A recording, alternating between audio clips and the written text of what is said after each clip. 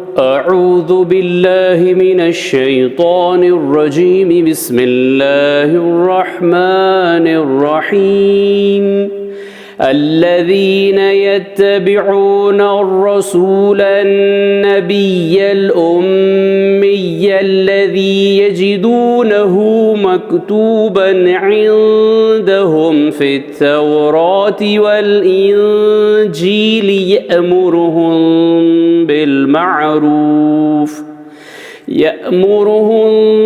بالمعروف وينهاهم عن المنكر ويحل لهم الطيبات ويحرم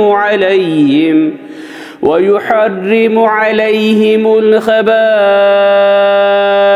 ويضع عنهم إصرهم والأغلال التي كانت عليهم فالذين آمنوا به وعزروه ونصروه واتبعوا النور الذي أنزل معه أولئك هم المفلحون.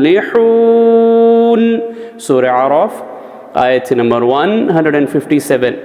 वो लोग जो इस रसूल की पैरवी करते हैं जो नबी उम्मी हैं, जिनके औसाफ को वो अपने यहाँ तौरात और इंजील में लिखा हुआ पाते हैं, वो नबी उम्मी इन्हें नेक काम करने का हुक्म देते हैं और बुरे कामों से रोकते हैं और पाक चीज़ों को इनके लिए हलाल करते हैं और नापाक चीज़ों को इन पर हराम ठहराते हैं और इन लोगों पर जो बोझ और फंदे थे इन सब को इनसे उतार देते हैं। तो जो लोग इन पर ईमान लाए और इनकी हिमायत की और इनकी मदद की और जो नूर हिदायत यानी कुरान इनके साथ भेजा गया है इसकी पैरवी की तो वही कामयाब होने वाले हैं। सदक़ल्लाहुल अज़ीम।